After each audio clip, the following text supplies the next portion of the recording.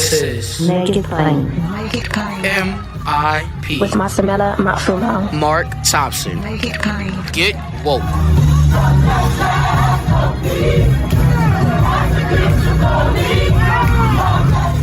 All right, ladies and gentlemen, this is crunch time. We're getting everybody on the show we can to keep us motivated and pumped up, do what we need to do. And we're still winning with black women. And it's important because we want to be able to see, everybody feels like, a lot of people feel like there should have been a different MVP in the World Series. It should have been Mookie. But we're going to get another MVP if we get out and vote. Before Tuesday, ideally, we'll get another MVP come January. MVP Kamala Harris, Madam Vice President. All right. Joining us once again, someone, and we made fast friends. We met on the air. I want to thank her. My aunt celebrated her 95th birthday in Memphis, my aunt Helen Thompson Mosby. And my guests got a Senate resolution to honor her. The whole family was elated and happy. Got me out of the doghouse, I think, with a couple of cousins. Maybe not, but you know. But anyway, my stock went up a little bit, even though I didn't do anything. She offered to do it, and we're so thankful. Let me just introduce her properly for the second time. She serves as second vice chairwoman of the Senate Education Committee and is a member of the Commerce and Labor Committee, the Energy, Agriculture, and Natural Resources Committee, and the Ethics Committee for the Senate in Tennessee. Also currently the chair of the Senate Democratic Caucus. Her policy focus aims to improve student outcomes, reform outdated criminal justice rules, to expand middle-class security and opportunities to more Tennessee families. And she stands up for the people who live in her district, as well as Tennesseans from all walks of life. We're so happy to have with us Senator Raumesh Akbari back here on Make It Plain. Hey there, how are you? Hey, I'm well. My pleasure. Just trying to get as many folks as possible to vote as quickly as possible. So I'm hanging in there. Good. Well, and I know you're doing it. And again, thank you for what you did for my aunt. Folks, she's wearing an Elect Fannie Lou Hamer t-shirt. Isn't that great? Yes. Win with black women. That's amazing. I told her let me know where she got that, because I definitely want to get one of those myself. There's been a lot of news coverage, obviously, of many states. And I guess because they're more battleground, so to speak. But we haven't seen as much coverage of Tennessee. What is it looking like in terms of early voting down there? How's it turn out? Are you all having long lines too? We are having long lines, but they're moving pretty quickly. It's not really like some states. It's a matter of sites being closed and really an example of disenfranchisement. For us, it just has to do with voter excitement. Over 100% of the people who early voted in 2016 have already voted. We've had record turnout, and we have a record amount of people that are registered to vote in Tennessee. Our population is about 6.5 million total, including children. 4.4 million are registered to vote. So it's a big deal. People are excited. I think there's some seats we might be able to flip. I'm the Senate caucus chairwoman, so that's one of my primary goals. But it's really good to see people engaged in the process. So I'm hoping we'll finish strong, and then on election day, we'll have a good turnout as well. That's good to know. What's the mail-in ballot situation in Tennessee? We do not have no excuse absentee ballots. We tried that. Court decision allowed it during the primary. Our Secretary of State challenged it, and the court overturned it. However, it is a lot easier than people think. If you have fear of getting COVID or you take care of someone who might get it, you can get a ballot. The only problem with Tennessee is we do not have drop-off boxes. You have to mail it in through the post office. However, starting today, I think through Election Day at 3 p.m., there are certain post offices you can just drop it off and you won't have to worry about it going through the mail. But there's only like one per county. Like in Memphis, as large as we are, there's only one, and it's more out east towards a predominantly white community. So it makes it more difficult, but people are requesting those ballots. They're mailing it in. A good percentage have already turned them in. So that's encouraging. But unfortunately, we don't start counting ballots till 8 a.m. on Election Day. So it potentially will be a long election week, especially for some of these states that are on razor thin margins that we're looking to flip. So we saw what Kavanaugh said the other day and what the Supreme Court ruled. Are they even going to let you think, and with now Amy Coney Barrett on there, are they going to let this go as long as they normally would? Normally, they do finish counting mail-in ballots after Election Day. That's pretty par for the course. But the Supreme Court is threatening to cut that out, to eliminate that if Trump and his minions go to court. And so nothing would be counted past midnight. It is a significant barrier, I think. As long as the ballot is received on Election Day, I see no reason why it should not be counted. So the most important thing is for folks to get these things in early. And then also in these states that really do early voting absentee vote totals before the election ends, like Ohio, where you could win outright if you win them. Those are states that are important. And then I think when you have states like Georgia and Texas in play as well, and even Arizona, it helps provide a larger cushion, of course, for my candidate, which is Joe Biden, to potentially win. Because the bottom line is we need to win big and we need to win outright on Election Day, because otherwise, with the foolishness coming out of the White House, this packed 6-3 Supreme Court, which is a real travesty. If any legacy remains of the Trump administration and Mitch McConnell and his, goons, is that they have stacked and packed a Supreme Court and the federal bench, which will affect generations to come. So the bottom line is get out and vote early, get it in the bank. And if you have to vote absentee, take it to the post office, take it to your drop-off location, because you don't want to have any problems there either. Yeah. No, that's very important. So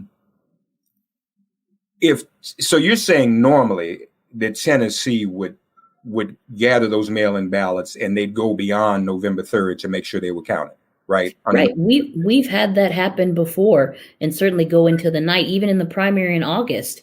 The decision in one particular race was a very tough Democratic primary. The decision wasn't made till like 3 or 4 in the morning, based on absentee ballots continuing to be counted. So it would be pretty absurd for them not. I understand there's some challenges around ballots that are postmarked but arrive late, but to have ballots in hand and not count them simply because the day has elapsed is ridiculous. And if we get to that point, it is really a stain on our democracy. So let me ask you this. Election officials in Tennessee, would they be inclined to resist the Trump administration if they were to demand, because they're going to have to go to every state. Right. If the Trump administration says, we don't want you to count past midnight, do election officials in Tennessee, would they be able or willing to resist that, or would they display some partisan behavior themselves, Senator? Well, unfortunately, our Secretary of State is a Republican appointee. It's not a position that's elected. It's appointed by the governor, or recommended by the governor, or approved by the General Assembly. I will say this, though, Tennessee is more than likely going to go for Donald Trump. So not counting ballots potentially could hurt Republicans down ballot. So we'll see what that actually looks like, because we have several races that are gap is really razor thin, and the margins really do push towards the Democrats. So I think they'll want to have every vote they can get. And these are just a couple of races, probably about 4 or 5 in the House and 2 in the Senate, but it still makes a difference. So we'll see. All right. So talk to us, if you would, about, are there some competitive House seats that could flip from red to blue? We do have them. I'm talking about the State House, though. Unfortunately, our congressional districts are pretty much set. They've been drawn where we have 2 Democrats, Steve Cohen in Memphis and Congressman Cooper in Nashville. Otherwise, it's practically impossible the way the districts have been gerrymandered. However, if they're able to pick up a certain amount of seats in the State House, they can eliminate the supermajority, which will help with redistricting. That's something that's really going to be really tragic. And it's been tragic in Tennessee. Tennessee Democrats were in the majority until the midterm election after President Obama was elected. That was right before redistricting, and the Republicans just gerrymandered the hell out of us. Excuse my expression. They took seats from Memphis. They took seats from Middle Tennessee. And so they again think that they might take an additional House seat from Memphis. And part of that is people, as much as we've tried, it's just very difficult to get folks to fill out their census application as well. So we'll see. So, of course, folks, and that's why, again, down ballot's important because we're looking at redistricting. We want to be sure that goes well for us because they have been gerrymandering us to death for the past decade. So that is absolutely critical. I was just reading some reports about how historically turnout in Tennessee has been low the past few years. But there's some analysis that says if we could figure out a way going forward to get Tennessee turnout up, it could get a little pink, couldn't it, rather than just red, right?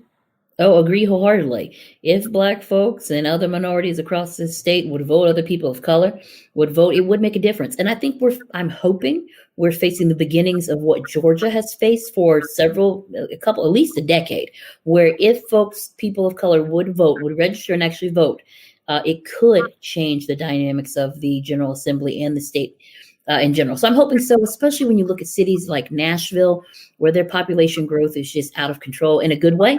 And most of those people who are coming in are leaning more liberal, more blue. And we're not nearly as red as we've been gerrymandered to be. Our last statewide election where Marsha Blackburn won, which is just a real travesty. Truly, 44% of the vote went to the Democrat.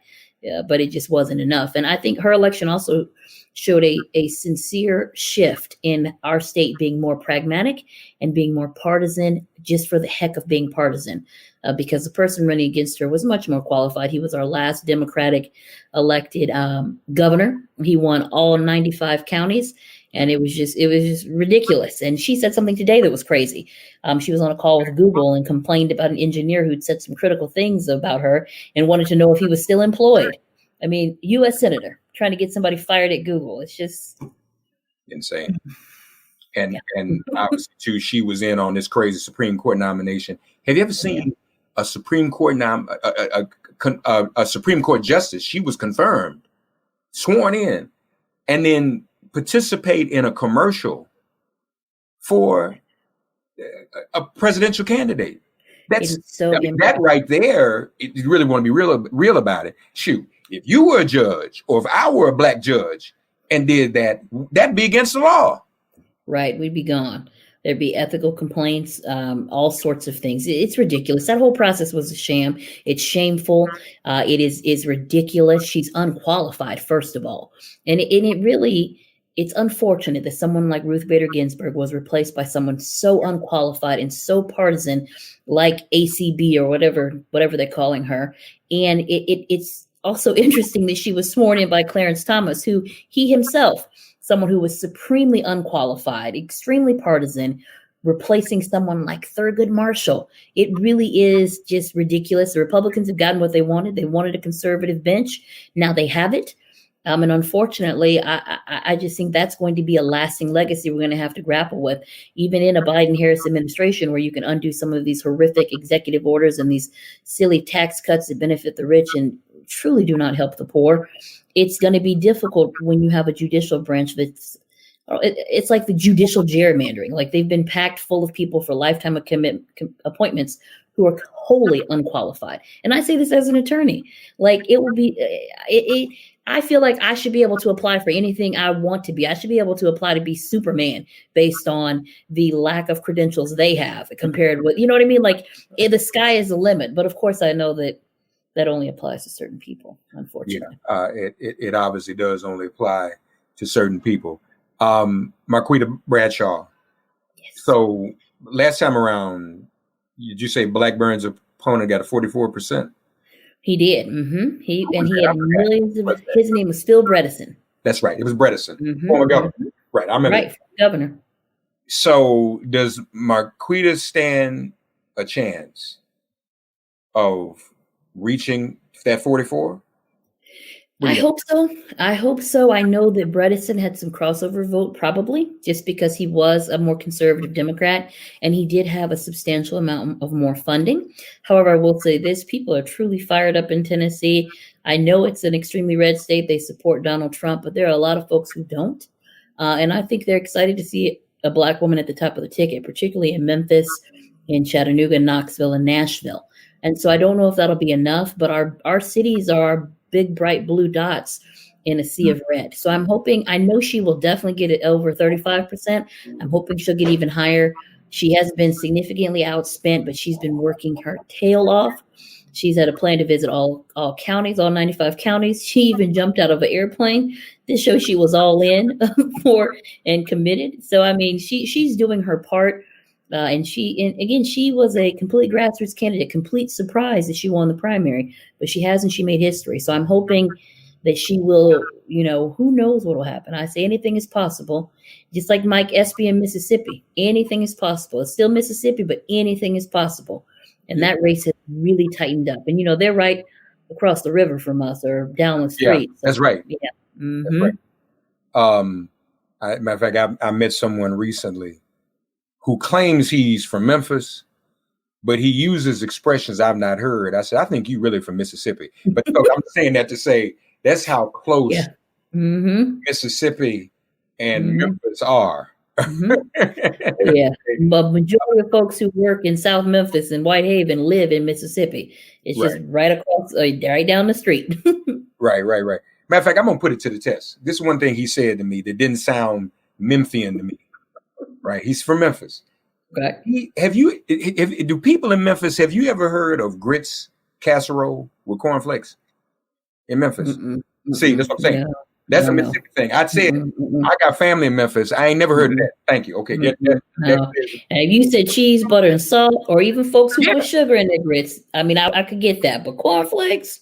Yeah. So that's not a Memphis thing. That's Mississippi made that up. That reeks of Mississippi. No shade, but all the shade. Right. But okay, so we want to support Marquita. Remember, I just alluded to it. Blackburn's opponent was a former Democratic governor. So like Texas, Tennessee has been blue. That happened. Al Gore was the senator. He wasn't on the ticket just out of the clear blue sky. So just want to keep that in mind. What's your confidence level for the Biden-Harris ticket? What are you thinking? You think we got this in the bag or just what? I'm gonna tell you something. I'm a little shell-shocked from 2016, but I'll say this: I'm real leery of reading polls, but I do think that they've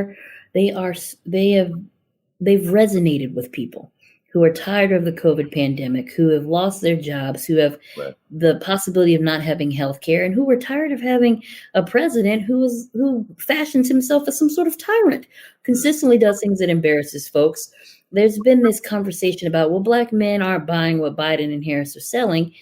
I don't agree with that. I don't think that they're following along the pathways of 50 Cent, who claims he was joking, or Ice Cube. If you actually look at the Black agenda for Joe Biden, it was very thoughtfully orchestrated. And I was on the criminal justice task force that came up with great policies around getting rid of private prisons, getting rid of cash bail, making more equitable drug laws, decriminalizing marijuana, wiping records clear for people who have had marijuana convictions. So it's definitely room in that agenda for Black folks. And as far as investment in the Black community, actually having strategic investments in HBCUs, which we have seen the Trump administration is all talk when it comes to that.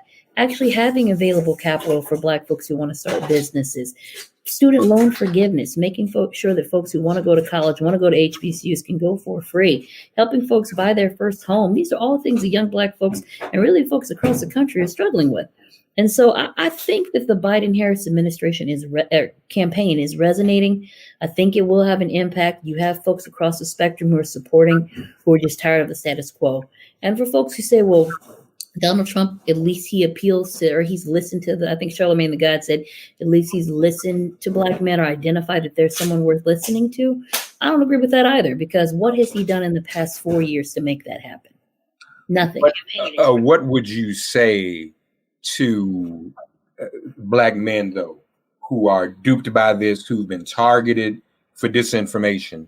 Senator, what advice, if you were talking to your brethren, or what have you, or your sons, or Black men who are listening, as a Black woman, what would you say to them about this race and not being fooled? I would say, listen, Donald Trump is going to say and do anything that he can to stay in office. He knows that he faces possible criminal convictions and also just the financial implications. If we want to know what he's going to do, we have to look at what he's done. He pushed forward a criminal justice bill that was something that was passed by Democrats in the House. He just signed it. He's pardoned a series of folks and granted clemency. Out of like 40 plus people, I think only 7 or 8 of them were actually Black folks. What is it, economically, he has no real plan to try and help the middle class or to help folks who are struggling. And he, I don't want to say it, but I mean, he's a racist. Okay. His son-in-law, who's one of his top advisors, had the audacity to get on the news and say the Trump administration wants to help Black folks, but we can't want it more than they do. I mean, come on. That's the language that is coded in heavy language that he's speaking. And I think it speaks to a general idea that they believe. As far as looking at healthcare, which I think is one of the number one issues, Donald Trump is trying to get rid of the Affordable Care Act.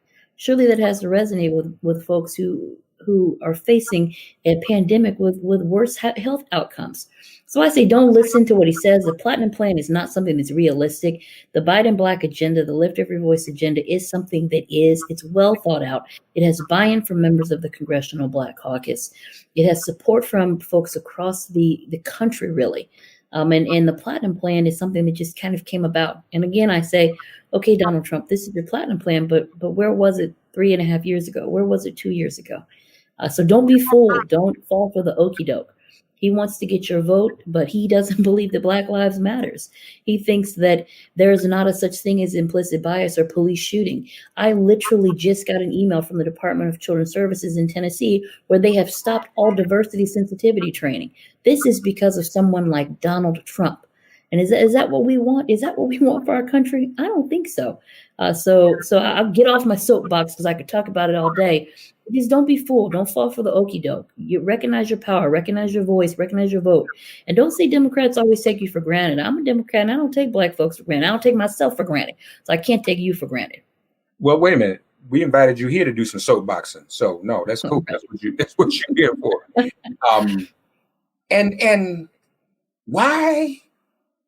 Well, shouldn't we as Black men support this Black woman?